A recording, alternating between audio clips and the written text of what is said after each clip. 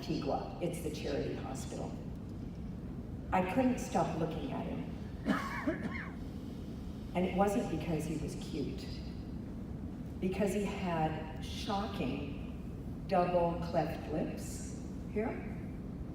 And what I didn't see at the time was a deep cleft palate.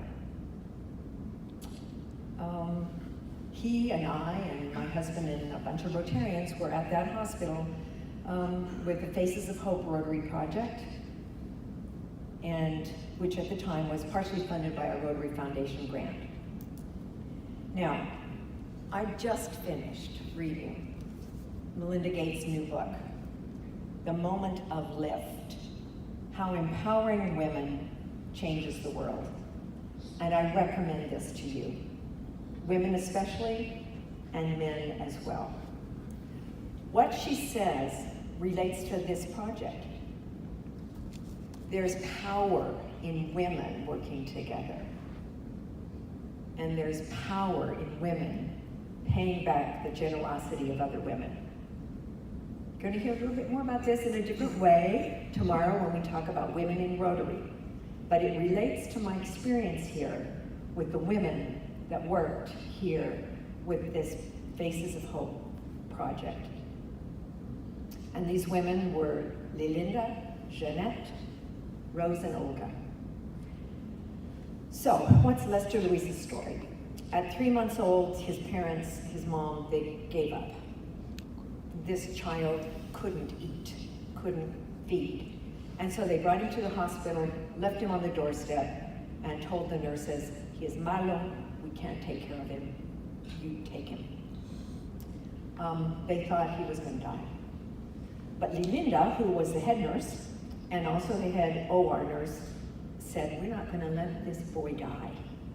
So they took him in, and they nursed him back.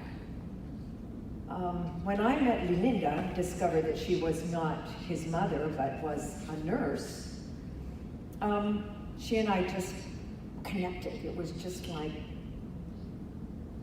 just there. We just knew we had this relationship. And she told me that that first year, trying to get him nourished required liquids all the time, and it was very difficult. And he would aspirate, and he would get liquids in his lungs, and he almost died numerous times. But somehow he pushed through. I mean, this child obviously had a will to win, a will to live. And he managed to get through his first year. And that's when my friend Jeanette, whom I have came into the scene. Jeanette is a Rotarian from the Rotary Club of Guatemala del Sur in Guatemala. She went to actually high school with my husband there in Guatemala. I've known her for years. Her job working with a group called Compañeros de Salud means she travels the country looking for kids like Lester Luis to bring them into this hospital to receive plastic surgery from teens. And she identified him, got things set up with this hospital in northern Guatemala. Well, that's one thing, but that meant Lilinda and the other nurses had to raise money to get him from the hospital on the bus, a little 8-hour drive, to the hospital. Took them 6 months to raise enough money to pay for the bus fare and to pay for the food, to go, be there, and come back. In order to do this, Lilinda sacrificed a week's salary. She went a week without pay, and she put off her wedding. And she's not asking for thanks. She just wants Lester Luis to have a chance in this world. Rose from California led the medical team. A medical professional, a wonderful woman with a heart of gold, or whatever it could be, that would lead these teens and raise money year after year to bring surgical teams to help all these kids. And frankly, to deal with the situations when the kids got there sick and couldn't have surgery. Now I'll tell you, that is heartbreaking when you have to tell the parent, she's too sick, we can't help her, come back next year. It's really tough. And Olga, who was the head nurse there at the hospital and the head of the OR team, was an incredibly capable woman who knew how to run teams of nurses and knew how to run doctors and how to run that hospital that every 2 weeks would have new teams of international patients. So these 4 women, working with all the Rotarians and people like me, helped create the mesh. They were the women working together that made it possible for him to have his ultimately successful surgery. I was a ward clerk, and that meant I got to spend times with kids in recovery. And so I got to spend time talking to Linda and talking with Lester Luis. Now, about that experience, how I felt, I never saw him cry once. He didn't demand food. If he was hungry, he was hungry. He didn't demand attention. He didn't cry about his pain, even though he had it. I found that really difficult to deal with, because I did have an 18-month-old grandchild at the time.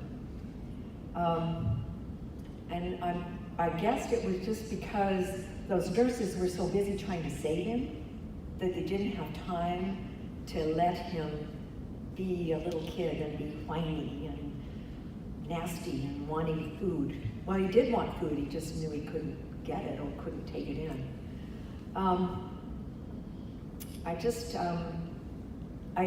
When I came back, I didn't get upset for the longest time when my grandson did all those things, the crying and demanding food and all that. I just didn't.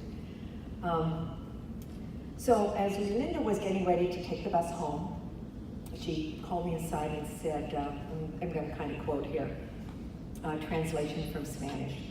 "What you have done for Guatemalans is great work. Without you, Rosemary, there's no opportunity for people like us. Nobody cares about us. Nobody cares about Lester Luis." And she looked at all of the Rotarians in the room and said, "You surely have a heart and great love." Now, because I bonded with her and I could see this little boy had a life, and because she shared with me that they had found a couple families that were interested in adopting him if he came back fixed up, but still adopting him, I knew he was going to have a chance at life. He was going to be lifted by this work. So this story, Lester Luis, these women banding together, Linda, Jeanette, Rose, Olga, they inspired me at the time, and they inspired me to continue doing the work of Rotary. They inspire me to try and lift up kids, to give kids a better life. And this Rotary project, like everything I've done in Rotary, actually connected me with people and with new friends.